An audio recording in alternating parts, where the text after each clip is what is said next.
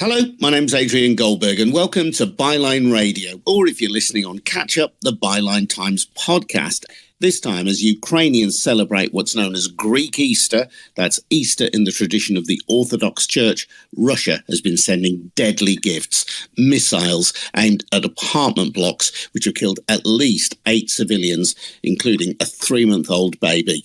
The attacks took place on Holy Saturday, leading Andriy Yermak, President Zelensky's chief of staff, to observe that nothing is sacred. We'll be hearing shortly from Zarina Zabrisky, who has been in Odessa, and we'd love to hear from you as well. If you're listening live and you're on your phone, you can connect with us via Twitter Spaces. There is a little purple microphone in the bottom left-hand corner of your screen. So once you've heard what Zarina has had to say, and you think you've got something to contribute or a question to ask, just tap on the purple microphone in the bottom left-hand of your screen, and I'll let you through, and we'll be part of the conversation. That would be great. And just a reminder as well, before we get cracking, that Byline Radio and the Byline Times podcast owe no party political allegiance. We're not being told what to say by any corporate interest or any proprietor.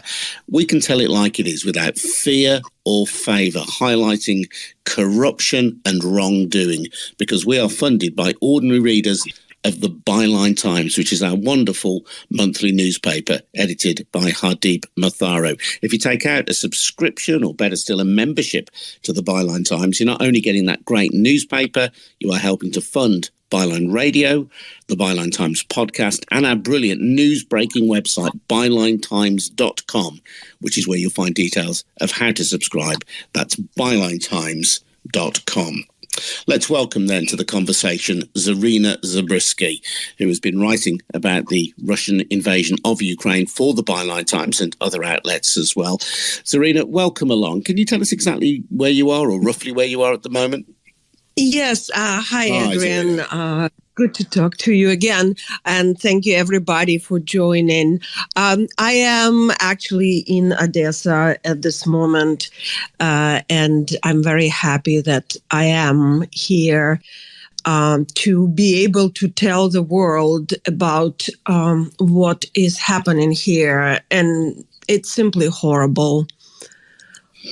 I mentioned the attacks on the apartment blocks, Zarina, which have killed, amongst others, a 3-month-old baby. It is difficult to comprehend the callousness of an attack like that. Well, I can tell you not all about it because I wasn't there at the moment, but I was there at this building today, and I was outside when the attack happened. So I actually took a little video that I shared on my Twitter so you could see what it feels like when the rocket, when the missile is heading your way. Actually, where I was, I couldn't hear the sound, although some other people closer to the place of the explosion did. Where I was, you just hear the explosion, a very, very strong, like boom. And the closer you get to it, the more of a vibration of shaking you feel. Because a friend of mine was at home in the building about 500 meters away from this building. And she and her relatives were sitting on the couch, and the couch just jumped up, like sort of like with the earthquake, if somebody's from California, from what I understand. Let me tell you, I'm a storyteller, so I'll tell you. I was writing articles all morning long, a few are coming out, and I decided to step out and go interview the zoo director, because there's a lot happening at the Odessa Zoo, and it was a pre-holiday weekend, so they were having a lot of fun things for children. And another option was to go to the what they call a delphinarium, an aqua park with some fairly happily looking dolphins, and they accept animals from the other part of Ukraine. That's why it's interesting for the war reporting. So as soon as I stepped out, the air raid started. And then, of course, it's on your phone and you hear it and you think, like, should I go back? Because people here are pretty less carefree. You hear the air raid and people are just walking around and walking their dogs and the children are playing. So I didn't turn around. And then I hear the boom and I see some people, like older people, are afraid, hiding in the bakery and stuff like this. But then life continues. So I didn't go to the zoo, but I did go to the sea to see if the delphinarium was open for an interview. And that's when the news started to arrive. And first you see the 5 dead, then you see the 8 dead, and then suddenly you see there is a 3-month-old baby. And it just hits you. And of course, a lot of people were preparing for the holiday because I am personally not religious, but there's a lot of religious people here, and it's just a spring, beautiful holiday. People decorate a lot, like in every bakery there, beautiful special breads, kulich, which are decorated in a very pretty way. And there are also this kind of like cottage cheese with raisin sweet pyramids called pascha, and people have eggs that they paint. So it's all very pretty and light, bright colors, which doesn't go along at all with shaking ground and explosions and children being killed. So you go home and you have a drink and you work on other articles. And I was debating whether to go there right away, but my friend sent me a video of the burning building, and it wasn't the right thing to do because the rescuers were at work. You don't want to be in a way. But this morning, I jumped in a car and I went there. It's fairly close. And I was there at the right moment because the mayor of Odessa has arrived with the Lithuanian and Polish parliament members. And I was there for that, and I got to speak to the mayor and listen to the rescuers and the construction experts talking about the situation with the structures, because it's a very big residential complex. It's not just some little house. It's 16 floors, and it has several wings. It's like a little town, actually, with the inner yard. And you could see that the rocket hit it and just went right through it. And there will be some pictures, I believe, tomorrow in the Byline Times, and some of them I'll just share later. And you see how this gigantic object hit the building and made a hole in it the size of 3 floors.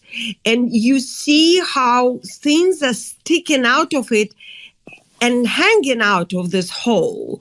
And it's surreal because, of course, you've seen it in the movies, you've seen it in the documentaries, but when you are there on site, the sensation is different. First, you're being hit by the scent of burnt, and it's so strong that it takes your breath away. And for a few minutes, you just can't even see anything else because the scent of the burnt everything is so strong. And that's, almost 10 hours after the fire was extinguished. And then you also, of course, you're walking on the glass, so you hear the sound of the screeching glass every step you take. And there are these random objects lying around, which are odd and again surreal. Like, for instance, I found 4 big jars with a rose compote that somebody made for Easter.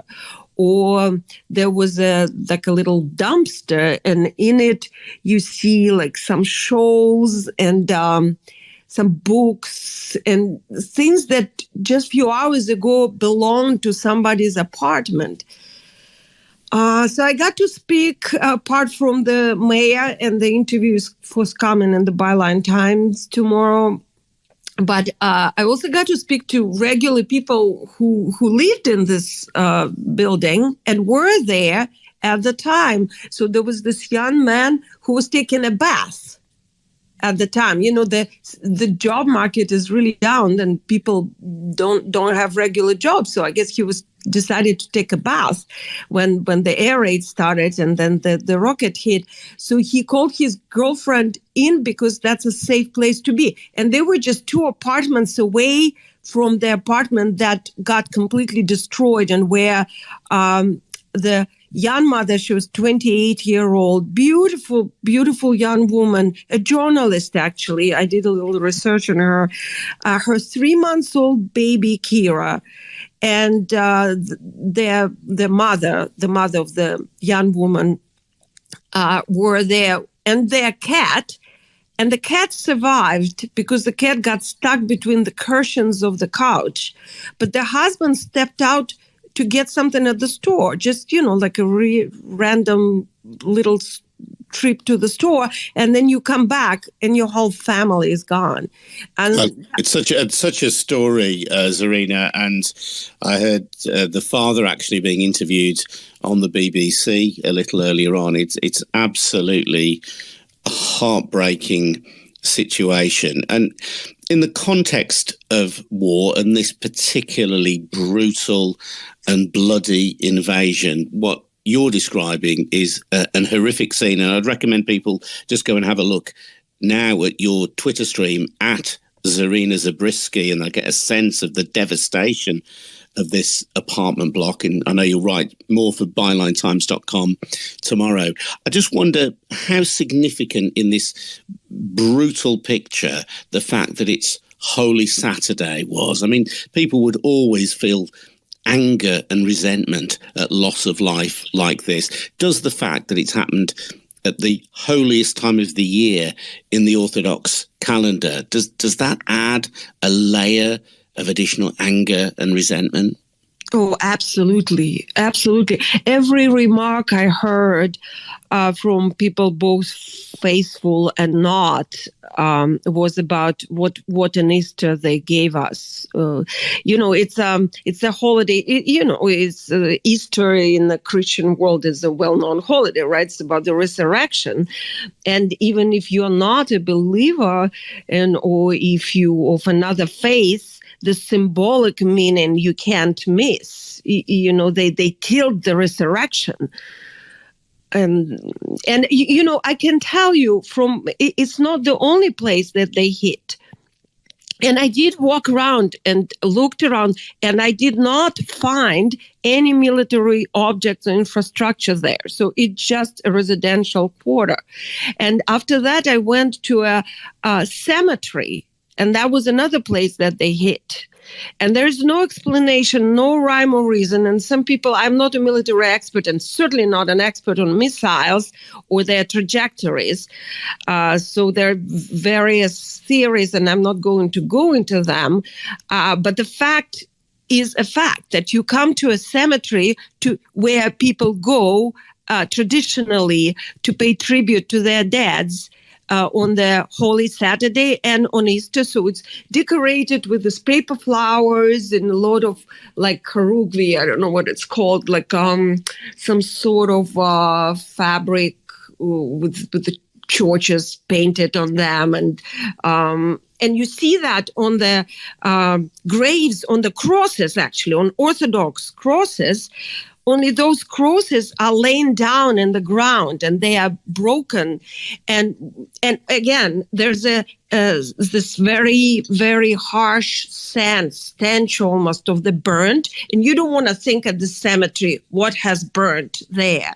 Because I literally looked inside the graves that were thrown off with these pieces of rocket. And I saw the pieces of rockets right there on the ground. And right next to it would really... like that, I started to cry, honestly. And I was able not to cry at the residence. I was trying to be professional, trying my best. But at the cemetery, there were actually no one there. It was just me and a couple of people picking up the fragments of the missiles. And there are animal photographs that you put on the tombstone of older Russian people. Every sign is in Russian, not in Ukrainian, mind you. And those are these Soviet soldiers with the star, with the 5-corner star on their military cap. This is called denazification. And this little animal portrait just flew off the cross and lying in the dirt, in a burnt dirt, denazified by the Russians. This is beyond absurd and beyond maddening.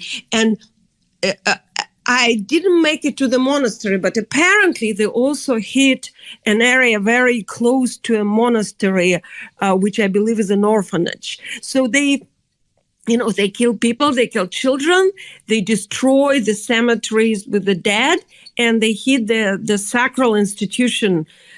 If this is not a genocide, I don't know what is.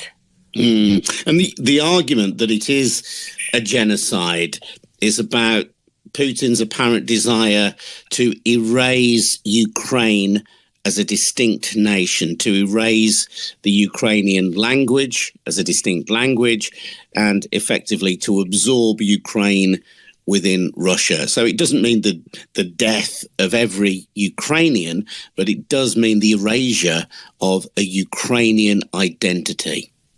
Exactly. And I can tell you from speaking to people, I have not spoken to one person, and believe me, that's all I do. I speak to people and interview them. I haven't met one person yet who did not identify as Ukrainian, or who would say, oh, it doesn't matter, we're really Russians. They just, I don't know if they are here.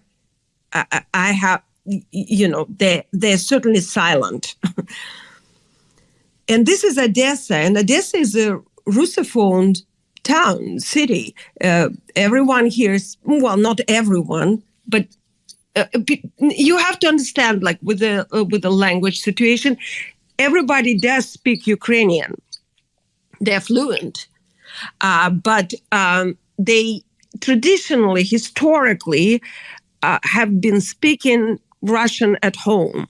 And right now, actually, a lot of them are switching to Ukrainian, and sometimes it actually feels a little, they have to make an effort to do it, because if you're bilingual and you are used to speaking the same language to your friend or to your parents, you have to I know that myself because I'm bilingual, you have to make a little effort there. It might not come exactly natural, but I really get it, because I was born a Russian speaker, and I prefer not to speak it. It really does something to your mind. I mean, and this is what they do to one thing I want to add here, and then back to you, Adrian, is that somebody during the interview told me that the Russians are the worst on the Russian-speaking cities, because they are erasing from the face of Earth Mariupol, Russian-speaking, Kharkov, Russian-speaking. They were heading to Kiev, which is a mix, and now they hit Odessa, Russian-speaking. I mean, that's a really interesting observation, Zarina. Is there any strategic advantage to that, any strategic purpose to that you can divine? I listen to, to break from things I do, I listen to experts and to different, podcasts and stuff. And sometimes when I hear, especially American or British or Western experts trying to figure out what is the logic behind, what's the rationale behind the Russian actions, I realize that we try to project our way of thinking, our mentality on something that doesn't have it. I mean, we're dealing with, I wouldn't diagnose it, but with some sort of madness, some sort of mental condition that logic cannot be applied to.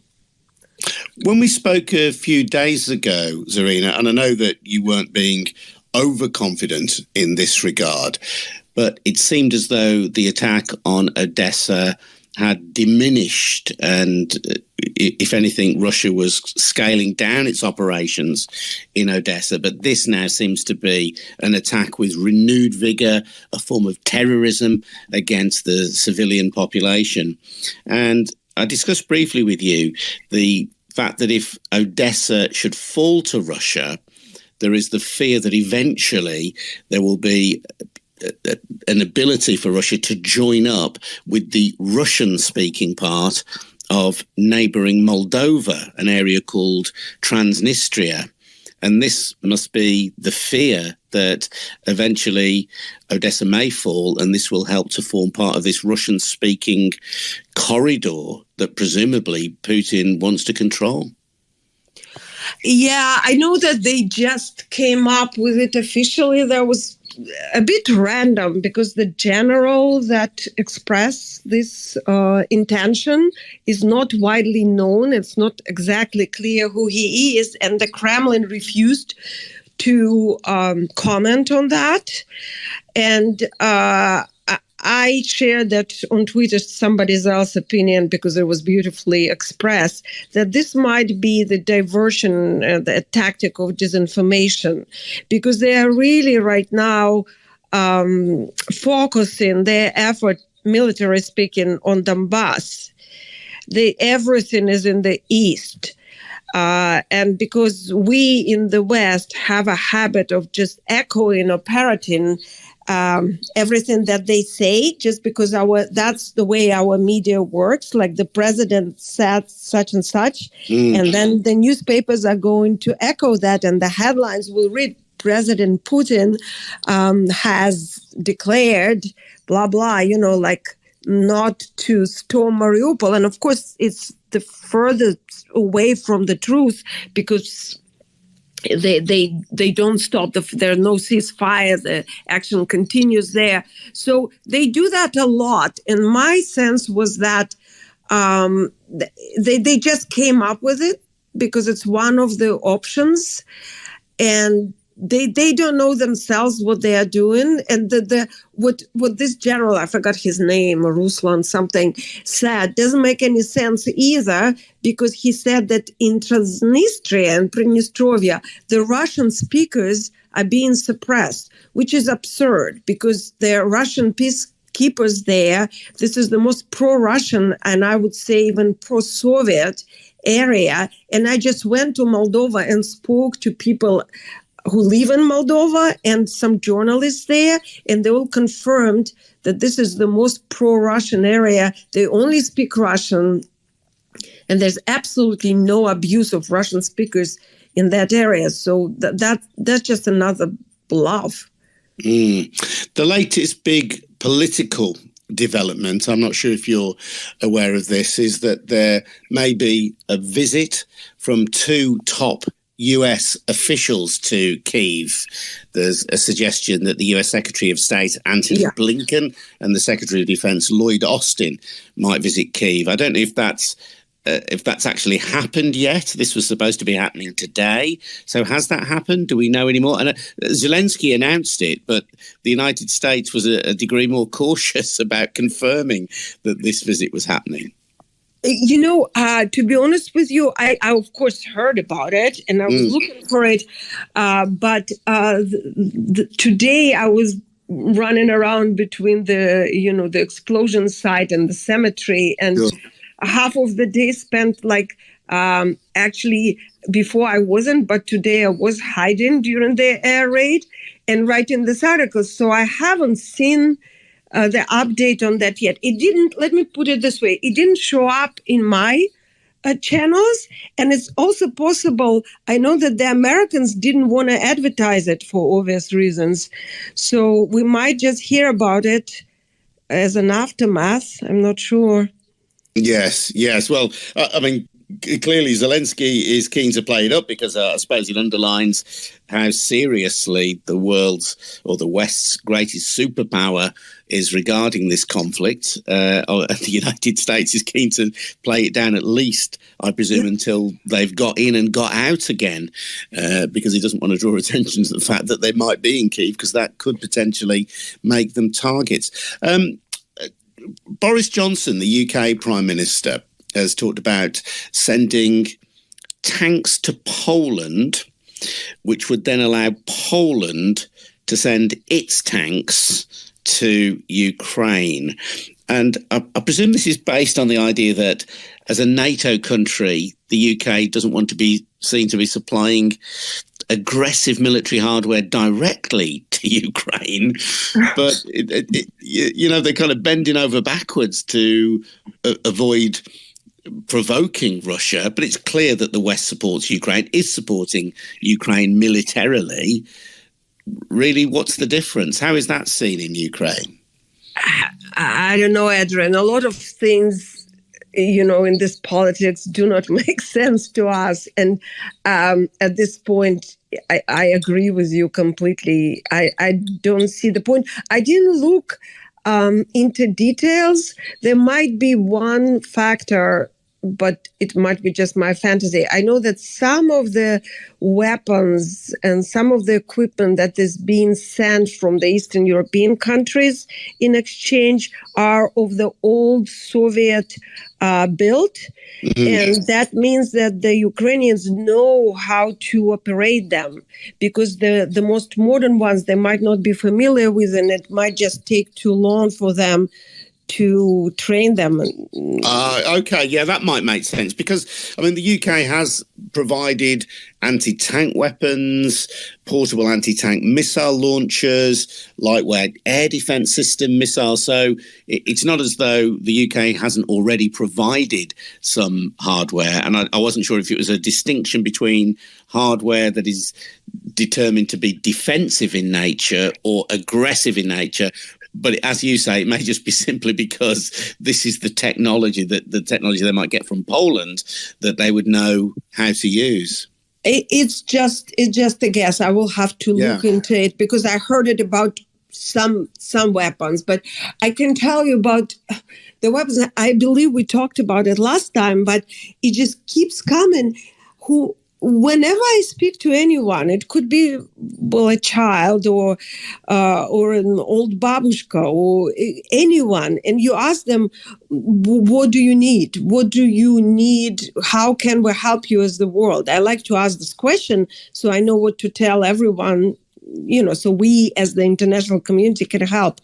And the first word of their tongues, at this point, I almost laugh because I know what they're going to say. They all say weapons.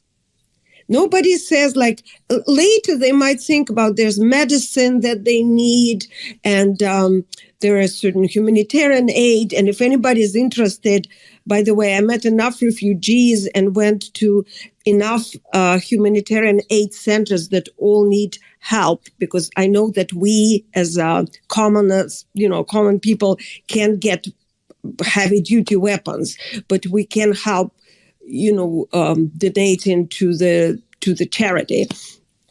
But they all say that. And today I asked the mayor of Odessa, and he said the same thing. Sure enough, we need weapons. But he also said another thing. He said first weapons, and then he said, looking me into the eyes, and he has this really powerful stare, I can tell you that.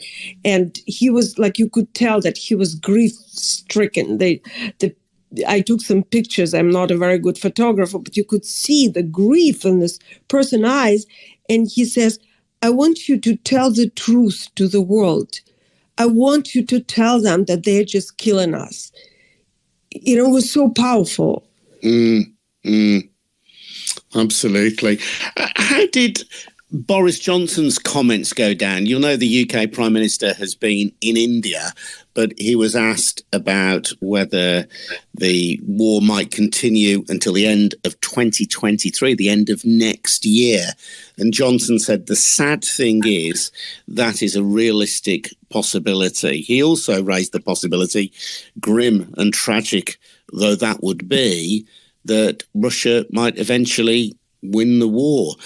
He has been criticised for those comments, but do you have any sense of how that went down in Ukraine? Was it an interview that was even picked up in Ukraine? I don't believe so, because I can tell you, I know that in the UK, he might not be the most popular person in the world, but here in Ukraine, Boris Johnson is a hero.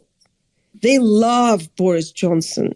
I actually had a couple of interviews where people took special time to very formally express, please tell, because I'm writing for the British newspaper, please tell the citizens of the United Kingdom that we express our special gratitude to Mr. Boris Johnson, who has come to visit us and who has been helping every step of the way. They really appreciate the help. Absolutely. That's the impression I get, certainly, admittedly, from thousands of miles away, from every Ukrainian that I speak to. I spoke to Inna Sovsun recently, an opposition MP, speaking regularly to Denis Ganshun, who is a Ukrainian member of the National Youth Council. But everybody in Ukraine is aware of and appreciative of the support from the UK in general, and from Boris Johnson in particular, it has to be said. One of the other conflict point at the moment, Zarina, is the port of Mariupol. And this is such a tragic situation, with soldiers and civilians trapped in a steelworks, no obvious safe passage for the residents of Mariupol, and a really potentially tragic situation involving these soldiers.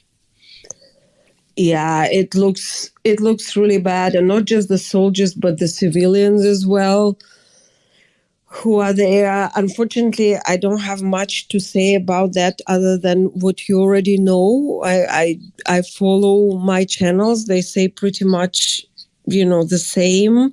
They are holding up. It's significant because the Russians have to throw their resources there, which they probably otherwise would be using, elsewhere.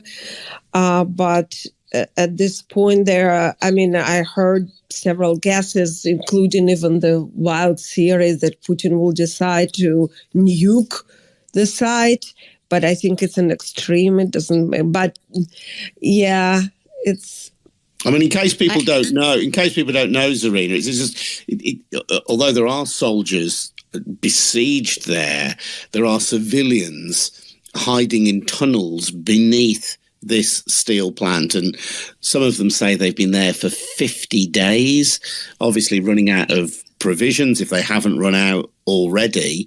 So you've got what the Russians regard as a military target, with soldiers present on that site defending the site, but also civilians as well. And you have to say, based on the performance of Russia in this war so far, you're really hoping against hope that the civilians and the Ukrainian soldiers can survive unscathed, because Russia has shown a willingness to be utterly brutal and utterly destructive in this conflict so far. That is true. And today I've seen it with my own eyes. Not that I didn't believe it. I mean, I believed it 100% to 100%, but I can confirm to you, there's evidence. I mean, I've seen the evidence of it too with my own eyes. And I did hear, I think it was today, this morning, or maybe it was yesterday, sometimes, when you're in the war zone, Oh, hello, Zarina. We've lost you just there for a moment. Hello, Zarina. Are you there? We'll try and get Zarina back in just a moment. Just a reminder, by the way, that I'm Adrian Goldberg, and you are listening to Byline Radio, brought to you by the Byline Times. If you believe in free and fearless... Oh, Zarina, sorry, we lost you just there for a moment. I'm just reminding listeners that you're listening to Byline Radio, brought to you from the Byline Times. If you believe in free and fearless independent journalism, then please consider taking out a subscription to the Byline Times. You get a brilliant monthly newspaper called the Byline Times, edited by Hardeep Matharu, but you're also helping to support Byline TV, Byline Radio, the Byline Times podcast, and our wonderful news-breaking website, thebylinetimes.com. And that's where you'll find details of how to subscribe at bylinetimes.com. Sorry, Zarina, we lost you for a moment there. Do you want to pick up? Yes, and we can add that next week there will be the Byline Festival where we all will be speaking about, various subjects, not just Ukraine and Russia, and I will be there too. I'm unfortunately, I don't feel like leaving at all. I probably will be coming back, but I will come to London for this conference, and I will be speaking to people and answering questions about what I've seen and what the stories that I've heard. But what I was going to say before the break is that I've heard that the Ukrainian helicopters managed to fly over the tunnels, over Azovstal, the plant, and drop off weapons and some humanitarian aid. And the fighters only asked for the weapons as it goes. They did not ask for the water and food, but that was delivered to them as well. So that's what I heard.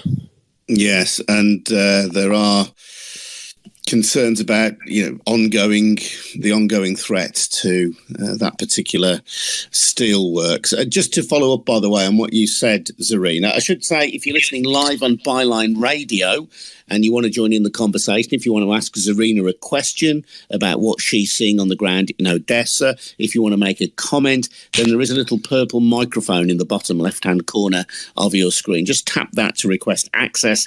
And if you have got something to say or a question to ask, I will let you on. So feel free to request access to the microphone if you're listening live on Byline Radio. The little purple microphone in the bottom left hand of your screen.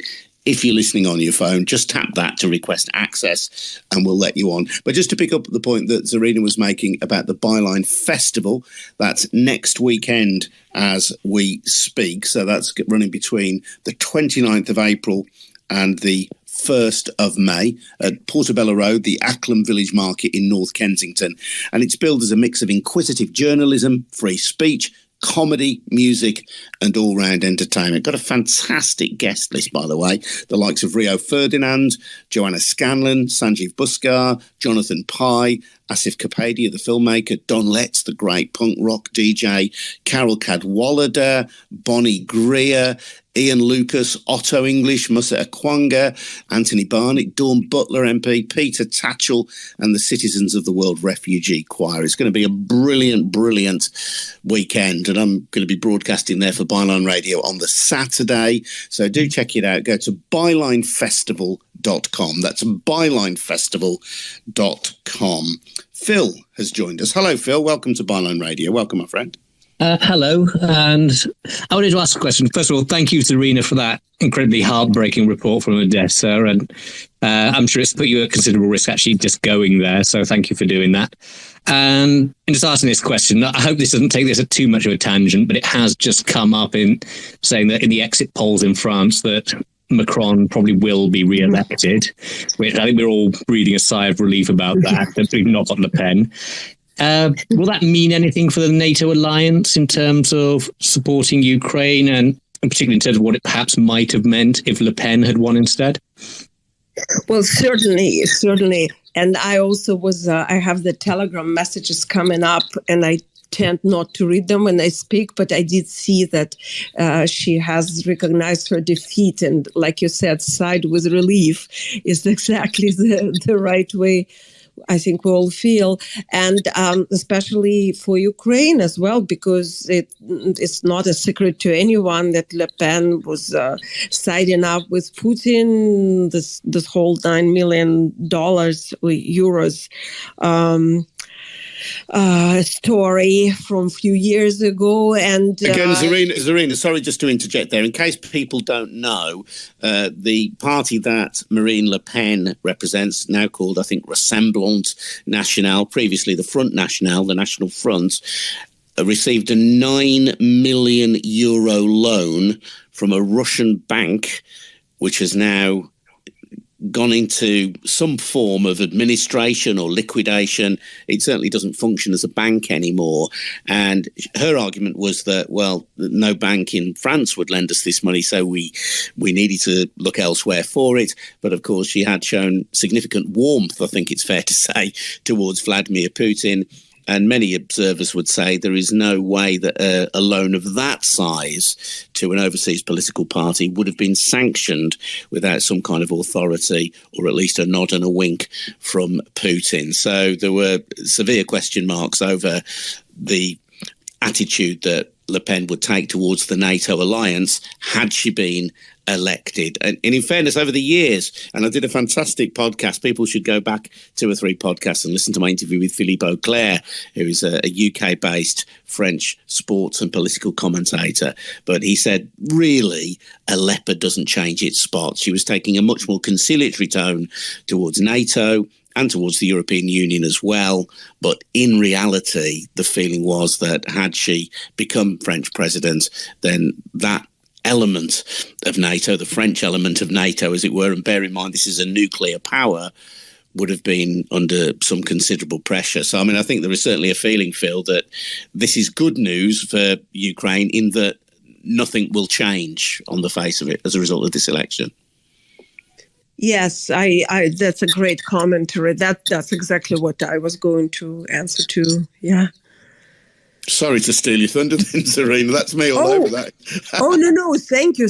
I mean, I really appreciate it because I'm also a bit tired. I mean, what one can add here, just there is a trend, a tendency, right, that the Kremlin consistently applies to its international policy, to its strategy, and it has inherited it from the Soviet Union, from the KGB times, from the KGB playbook, and that is to support the radical right and the radical left.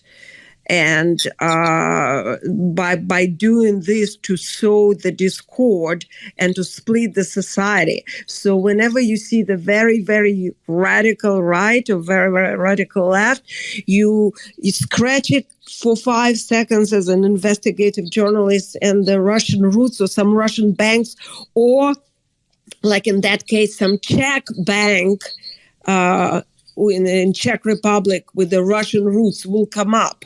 It's guaranteed.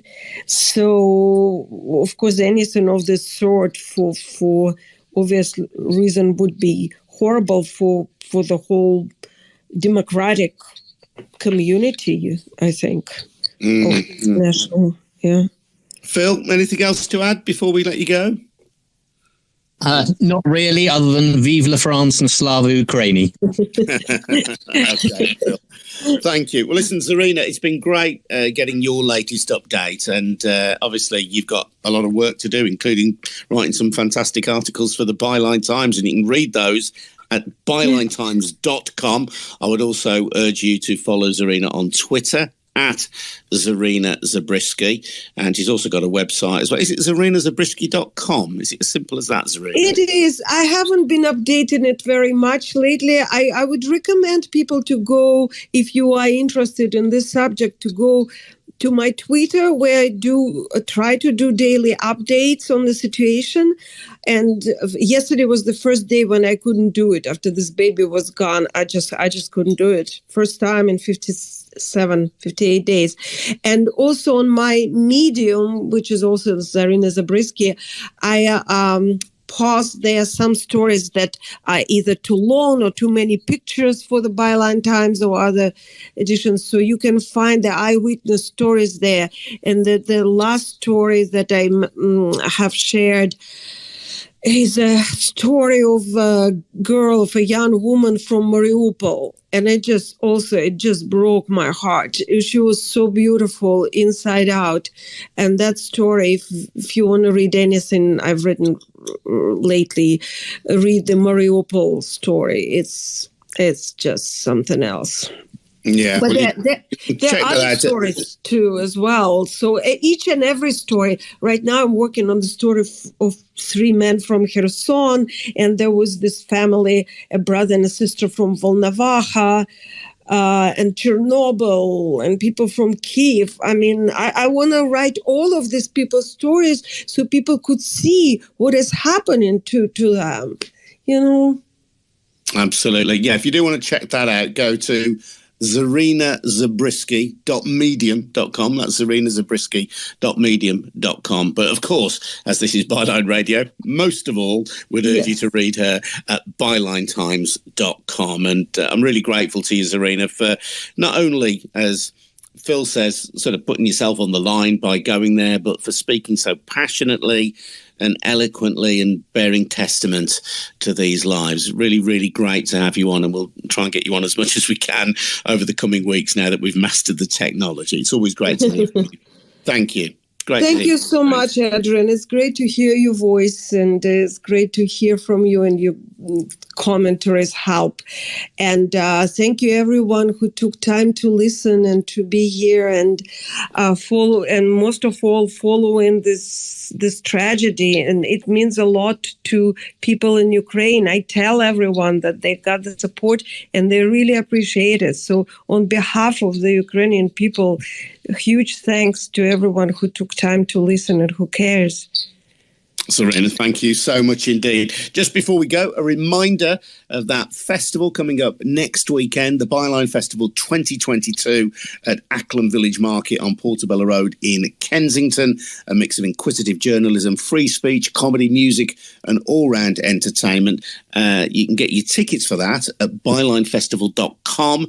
If you can't get down to bustling and fashionable West London next weekend, fear not, because you can also buy virtual tickets via Byline TV, and that's well worth it. And just to remind you as well to please support Byline Times and Byline Radio by taking out a subscription to Byline Times. Go to bylinetimes.com for more details. Thanks very much indeed for listening. We'll see you again soon. Stay tuned to @Byline Radio for our next Twitter Spaces. See you soon. Thank you. Goodbye. Thank you. Bye.